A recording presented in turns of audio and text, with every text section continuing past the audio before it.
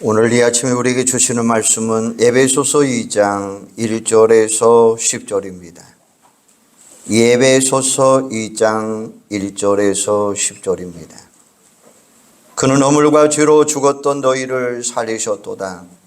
그때 너희는 그 가운데서 행하여 이 세상 풍조를 따르고 공중의 권세 잡은 자를 따랐으니 곧 지금 불순종의 아들들 가운데서 역사하는 영이라.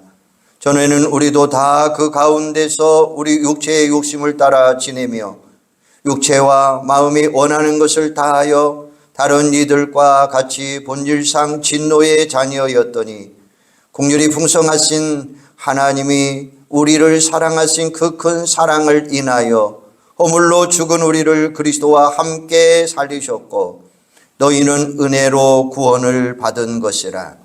또 함께 일으키사 그리스도 예수 안에서 함께 하늘에 앉히시니 이는 그리스도 예수 안에서 우리에게 자비하심으로써 그 은혜의 지극히 풍성함을 오는 여러 세대에 나타내려 하심이라. 너희는 그 은혜에 의하여 믿음으로 말미암아 구원을 받았으니 이것은 너희에게서 난 것이 아니요 하나님의 선물이라. 행위에서 난 것이 아니니 이는 누구든지 자랑하지 못하게 함이라. 우리는 그가 만드신 바라 그리스도 예수 안에서 선한 일을 위하여 지으심을 받은 자이니 이 일은 하나님이 전에 예비하사 우리로 그 가운데서 행하게 하려 하심이라. 아멘.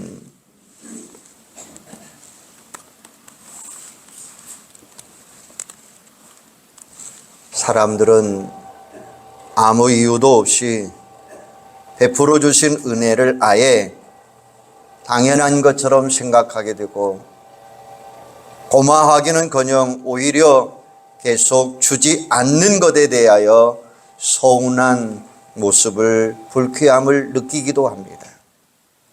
우리는 하나님이 한없는 은혜와 사랑을 받고 있으면서도 감사할 줄 모르고 오히려 불평하면서 살아가는 오늘 우리 자신의 모습을 볼 수가 있습니다. 우리가 교회를 다니면서 가장 많이 듣는 말이 있습니다. 그것은 바로 은혜라라는 말이에요. 그래서 우리도 은혜 받읍시다, 또 은혜 받으세요 라고 하는 말을 많이 사용합니다. 사실 믿음의 눈으로 보면 모든 것은 다 하나님의 은혜예요. 하나님의 은혜가 아닌 것은 아무것도 없어요. 다 하나님의 은혜예요. 이렇게 교회 나와서 설교를 듣는 것도 은혜요. 찬양을 부르는 것도 은혜요. 직장 생활하는 것도 은혜요. 가정 생활하는 것도 다 하나님의 은혜라고 하는 말씀이에요. 성경에서 가장 많이 나오는 단어 중에 하나가 바로 은혜입니다.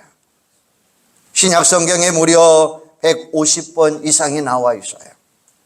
성경뿐만 아니라 영어 성경에도 좋은 말들이 다 은혜라라는 말로 관련이 되어 있습니다. 신하들이 왕을 부를 때에 폐하라고 부르는데 이 말을 표현하면 이건 모든 것이 당신의 은혜입니다라는 말이에요. 왕이 백성에게 은혜를 베풀어 주셨기 때문이에요. 모든 것이 그분의 은혜라는 것입니다. 어떤 일에 대해서 봐주고 뭔가를 면제해 주는 것이 은혜라는 거예요. 은혜는 성경에만 나오는 단어가 아니라 우리의 삶 모든 부분마다 영역 속에 다 등장하고 있습니다.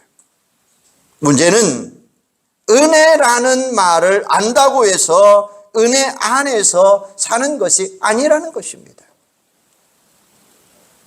브랜넌 메싱이라고 하는 사람은 이런 말을 했어요. 오늘날 그리스도인들은 은혜를 많이 말하지만 사실상 은혜를 부인하고 있다. 말로는 은혜를 말하지만 삶으로는 은혜는 멀리하고 있다라는 말이에요. 은혜를 아는 것과 은혜 안에서 살아가는 것이 서로 다르다는 말이에요. 우리가 은혜 안에 살려면 어떻게 해야 될까요? 가장 중요한 것은 은혜가 무엇인지를 알아야 된다는 것입니다. 성경 전체가 다 은혜에 대해서 말씀하고 있지만 가장 핵심적으로 은혜를 알게 해주는 성경이 바로 에베소서입니다. 이 에베소서는 하나님의 풍성한 은혜를 주제로 다루고 있어요. 그런데 1장과 2장은 접근성이 조금씩 달라요. 1장에서는 하나님의 은혜를 하나의 큰 그림으로 설명하고 있고 2장에서는 그 은혜가 예수님의 사역에 집중되어 있다고 하는 사실이에요. 한마디로 말하면 에베소 1장은 하나님의 은혜를 망원경으로 보고 있다고 한다면 2장에서는 현미경으로 보고 관찰하고 있는 거예요. 오늘 본문 2장 1절에서 10절 말씀이 바로 그 내용입니다. 1절에서 3절 말씀에 보면 지금 우리에게 하나님의 은혜가 매우 필요한 상황입니다. 우리에게 왜 하나님의 은혜가 필요합니까? 1절 말씀에 보면 그는 허물과 죄로 죽었던 너희를 살리셨도다 라고 말씀하셔요. 이건 선포입니다. 여러분은 이 말씀을 어떻게 이해하고 계십니까?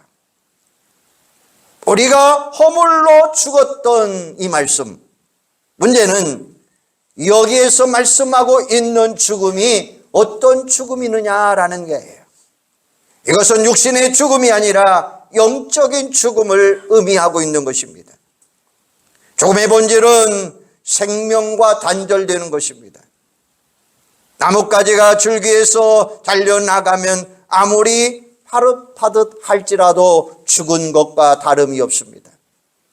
현상과 존재는 다르다는 것입니다. 전구가 속개돼서 분리되면 더 이상 전구가 흐르지 않습니다. 전으로부터 완전히 단절되었기 때문이에요. 물고기가 물에서 떠나면 당장에는 벌쩍벌쩍 살아있어도 그것은 죽은 것과 똑같다는 사실이에요. 우리를 하나님에게서 떠나게 만드는 세 가지가 요소가 있는데 그 첫째는 세상입니다. 그때 너희는 그 가운데서 행하여 이 세상의 풍조를 따르고 이 세상 풍조는 우리를 하나님으로부터 떠나게 하는 세상의 삶의 의미라고 하는 말씀이에요. 하나님 없이는 살아갈 수 있다고 말하는 무신론적인 세계관이다라는 거예요. 두 번째는 공중 권세 잡은 자입니다. 2절에 보면 공중의 권세 잡은 자를 따랐으니 여기서 공중 권세 잡은 자는 마귀를 이야기하여 마귀는 우리를 하나님에게서 멀어지게 만드는 아주 사악한 영이라고 하는 사실이에요. 세 번째는 육체의 욕심입니다. 3절에 보면 전에는 우리도 다 그 가운데서 우리의 육체의 욕심을 따라라고 이야기했어요. 여기서 육체의 욕심은 하나님을 떠나게 하고 내 안에 숨어있는 죄의 본성을 의미하고 있는 거예요. 우리는 하나님에게서 나를 떠나게 하는 이런 수많은 위험 속에서 살아가고 있다는 것이에요. 밖으로는 세상이, 위에서는 마귀가, 우리 안에서는 육체의 욕심이 우리를 넘어지게 만들어 가고 있다는 것입니다. 그래서 우리는 하나님의 도우심이 아니면 한순간도 살아갈 수 없다고 하는 사실입니다. 그래서 우리에게 주어진 생명을 유지할 수가 없는 거예요. 이런 절체절명의 순간에 하나님이 우리에게 은혜를 베풀어 주셨더라라는 말씀입니다. 그 내용이 바로 4절, 5절입니다. 긍휼이 풍성하신 하나님이 우리를 사랑하신 그 큰 사랑으로 인하여 허물로 죽었던 우리를 그리스도와 함께 살리셨도다. 할렐루야. 밖에서는 세상이, 위에서는 마귀가, 안에서는 우리의 욕심이 하나님을 떠나게 만들어도 그러나 긍휼이 풍성하신 하나님이 우리를 절대로 버리지 아니하겠다라고 말씀하고 있는 거예요. 긍휼이 풍성하신 하나님이 허물로 죽었던 우리를 다시 살리셨다라고 말씀하고 계시는 거예요. 이게 바로 하나님께서 예수 그리스도를 통해서 우리에게 보여주신 놀라운 은혜인 줄로 믿습니다. 5절 중간에 보면 가로 안에 말씀이 있어요. 너희는 은혜로 구원을 받은 것이라. 이런 문제가 다음 세 가지 과정을 통해서 우리의 구원이 이루어지는 거예요. 첫째는 그 은혜로 인하여라는 말씀이에요. 은혜라고 하는 말씀이에요. 모든 것의 출발점은 하나님의 은혜인 줄로 믿습니다. 8절을 우리 한번 같이 한번 읽어볼까요? 8절입니다. 시작. 너희는 그 은혜에 의하여 믿음으로 말미암아 구원을 받았으니 이것은 너에게서 난 것이 아니요 하나님의 선물이라. 할렐루야. 하나님이 우리를 구원해 주실 때 가장 중요한 것은 바로 은혜다라고 하는 말씀입니다. 그래서 은혜에 의하여라는 말씀이에요. 바로 이 말은 무엇으로 인하여 무엇 때문에 라는 말씀이에요. 모든 것의 원인이 되는 것이 바로 하나님의 은혜라는 이야기예요. 모든 좋은 것들의 출발점이 바로 하나님의 은혜입니다. 우리의 구원도 하나님의 은혜로 시작하고 하나님의 은혜로 진행되고 결국 하나님의 은혜로 마치게 된다라는 말씀입니다. 그러면 하나님의 은혜가 우리에게 어떻게 나타나느냐? 그 첫째는 우리를 받아주신 은혜다라는 말씀이에요. 7절에 보면 이는 그리스도 예수 안에서 우리에게 자비하심으로 그 은혜로 지극히 풍성함을 오는 여러 세대에 나타내려 하심이라 라고 말씀하셔요. 하나님이 죄인인 우리를 위하여 보여주신 첫 번째 은혜가 바로 자비다라는 말씀입니다. 자비는 마땅히 받아야 될 죄에 대한 책임을 면제해 주는 것입니다. 가령 예를 들까요? 운전을 하다가 교통순경에 걸려서 딱지를 떼게 되었습니다. 교통순경이 와서 보더니 그냥 가라고 이야기합니다. 이게 바로 자비예요. 운전하다가 앞차를 살짝 들이받았습니다. 나가서 보니까 범퍼가 좀 충격이 갔어요. 흠집이 났어요. 그런데 앞차 운전사가 보더니 미끄러져서 그렇는가 보다고 그냥 가십시오. 괜찮습니다. 라고 말을 합니다. 크고 작고 중요하고 덜 중요하고 차이는 있겠지만 이것을 우리는 자비다라고 이야기해요. 자비는 마땅히 받아야 될 잘못에 대한 책임을 면제해 주는 것입니다. 은혜는 내가 더 이상 할 것이 없다는 것이에요. 은혜는 내가 어떤 행동을 해도 하나님의 사랑을 막을 수가 없다라는 뜻입니다. 영화 질긴 잡초라고 하는 영화가 있어요.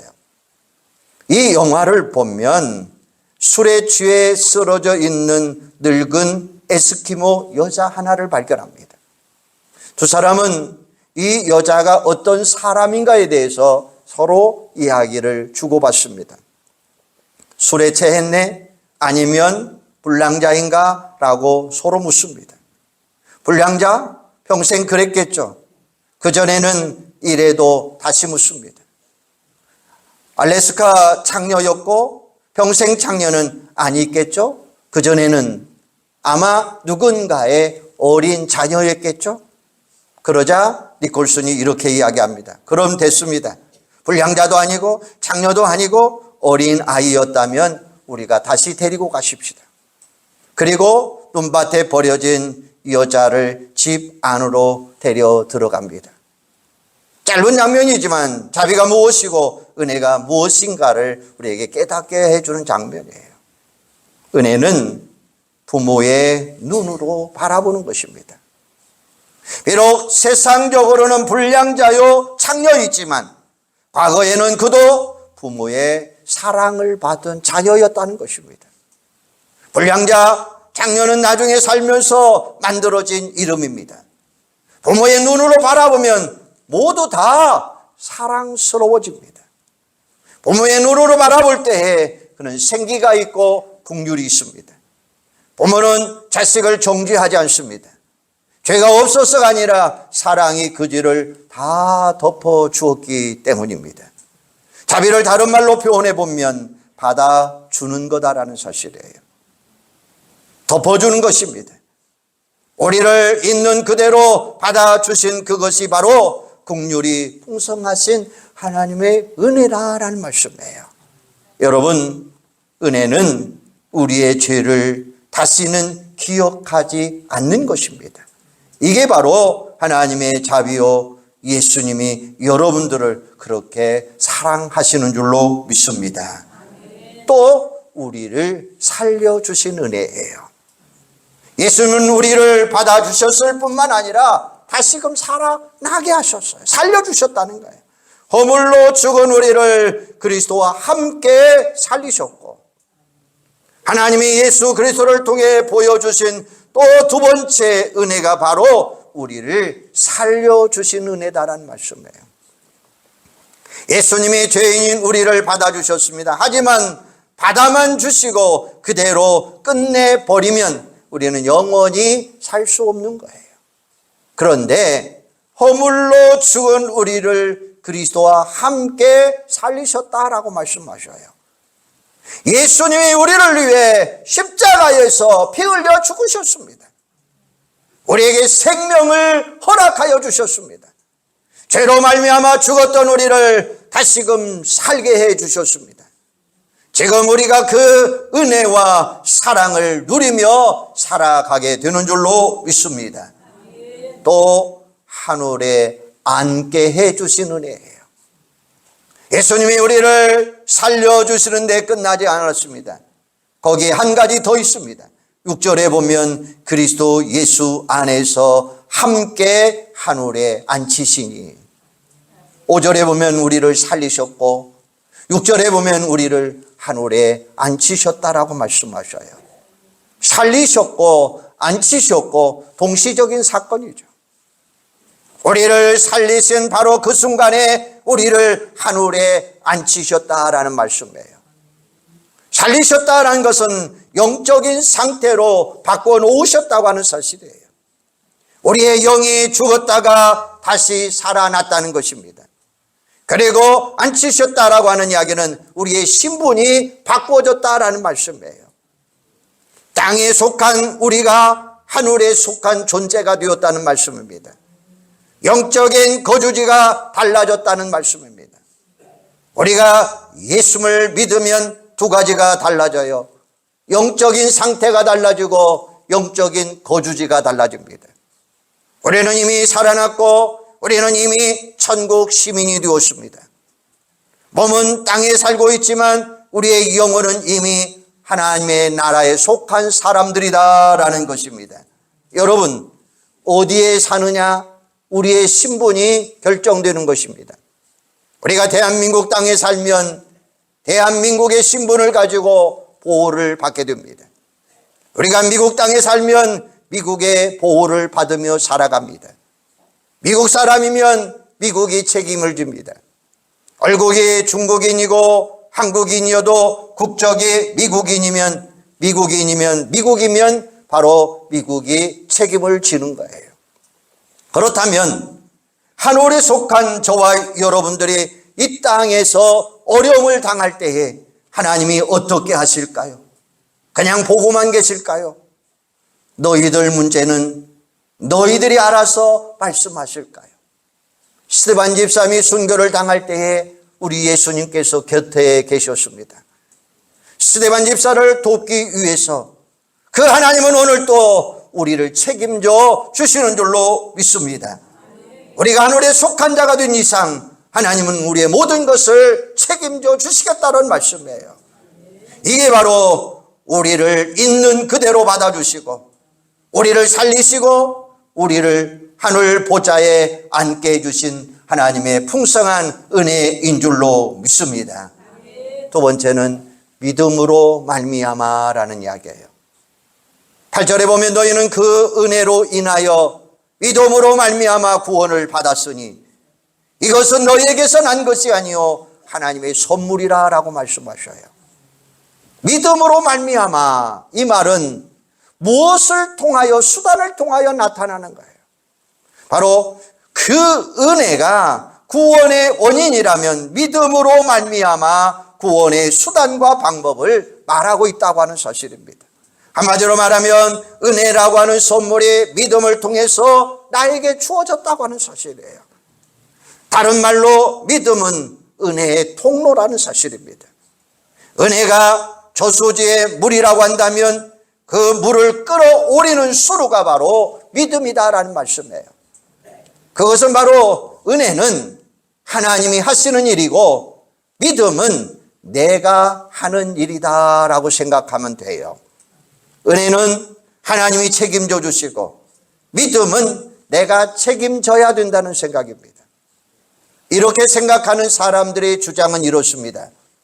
하나님이 은혜로 우리를 구원해 주셨지만 그것이 우리가 아무것도 하지 않아도 된다는 말이 아니다.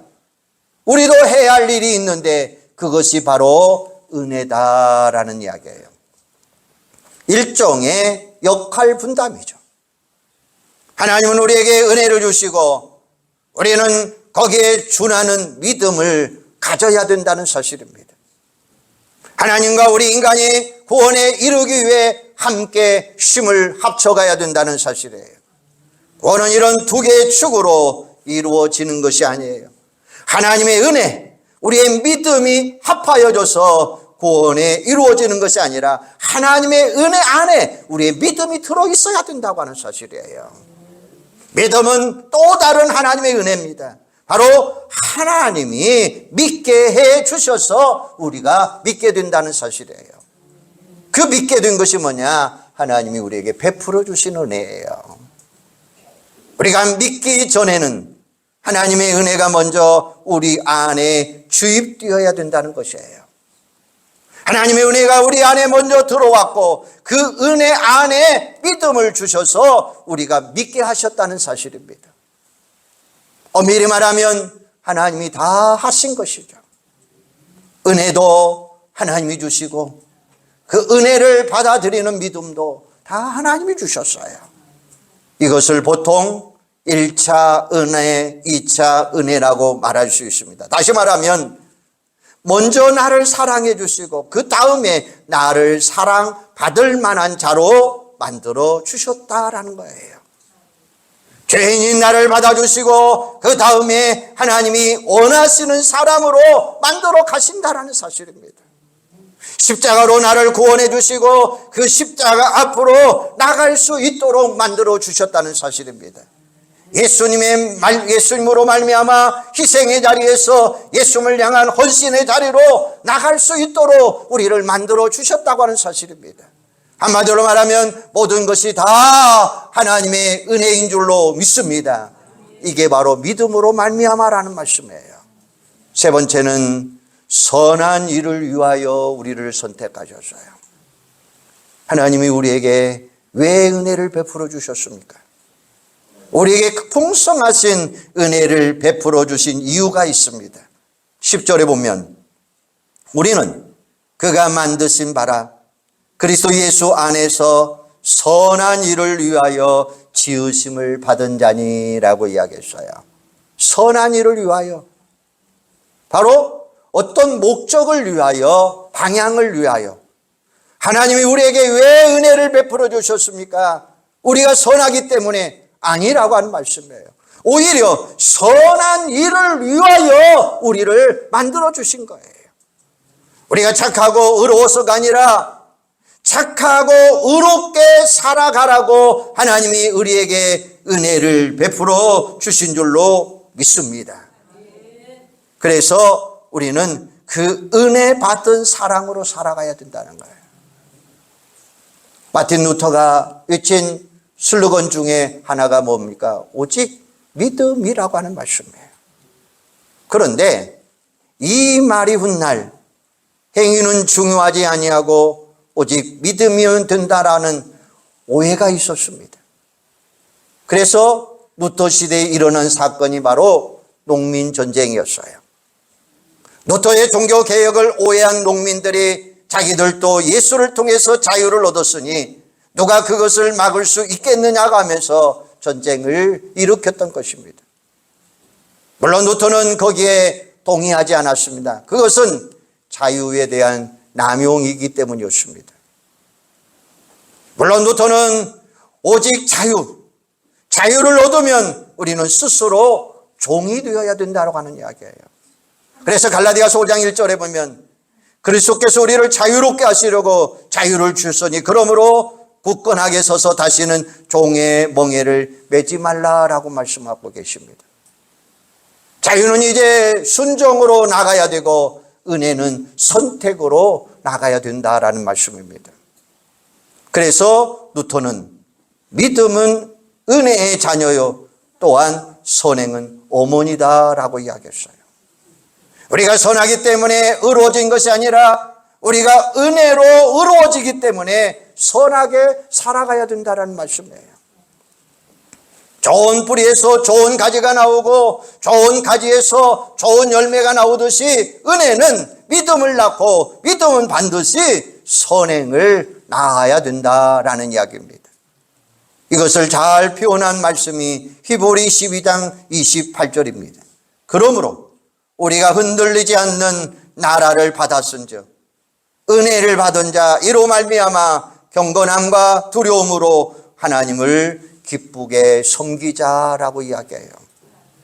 우리가 경건함과 두려움으로 하나님을 섬겨야 되는 이유는 하나님께서 우리에게 은혜를 주셨기 때문이다라는 말씀이에요. 은혜가 많이 받으면 하나님과 세상을 섬기는 것입니다. 여러분은 여기에 대해서 어떻게 생각하십니까? 믿음의 진수를 잘 설명해 주고 있는 오늘 말씀을 통해서 우리는 세 가지를 이야기했어요. 첫째는 그 은혜로 인하여라는 말씀이에요. 모든 것이 하나님의 은혜로 시작되었고 우리를 있는 그대로 받아주시고 십자가를 통해서 살려주시고 하늘 보좌에 앉게 해주셨다는 사실을 확실하게 믿는 여러분들이 되기를 바랍니다. 또한 믿음으로 말미암아입니다. 우리의 믿음으로 하나님이 주신 은혜의 선물을 믿으시기를 바랍니다. 그리고 세 번째는 선한 일을 위하여, 즉 우리가 구원받은 것은 내가 선하기 때문이 아니라 선한 일을 위해 구원을 받았기 때문에 스스로 종이 되어서 선한 일에 힘쓰는 여러분들이 되기를 주님의 이름으로 축원합니다. 그 은혜로 인하여 믿음으로 말미암아 선한 일을 위하여 모든 것이 다 하나님의 은혜라고 하는 말씀이에요. 이것을 우리는 하나님의 풍성하신 은혜다라고 말합니다. 그러므로 앞으로 하나님의 이런 풍성한 은혜로 말미암아 하나님을 기쁘게 할 뿐만 아니라 스스로 종이 되어서 세상을 섬기는 일에도 더욱더 힘쓰는 우리 온 성도들이 되시기를 주님의 이름으로 축원합니다. 기도하겠습니다. 하나님, 은혜와 사랑을 감사합니다. 오늘 말씀을 통해서 믿음의 진수를 다시 한번 발견하고 확인하게 하여 주시옵소서. 그 은혜로 인하여 아버지 하나님, 우리는 받아주시고 십자가를 통해서 살리시고 하늘 보좌에 앉게 해주신 그 확신을 가지고 살아가게 하시고 믿음으로 말미암아 하나님이 주신 선물을 가지고 선한 일을 위하여 아버지 하나님 살아가게 부족함이 없도록 도우시고 선한 싸움을 싸우며 스스로 하나님의 종으로서 선한 일에 힘쓰고 최선을 다하는 저희들이 되어서 하나님의 이런 풍성한 은혜를 깊이 누리며 기뻐하고 즐거워하고 행복하게 섬기는 삶을 사는 저들이 되도록 함께하여 주시옵소서. 예수님의 이름으로 기도하옵나이다. 아멘.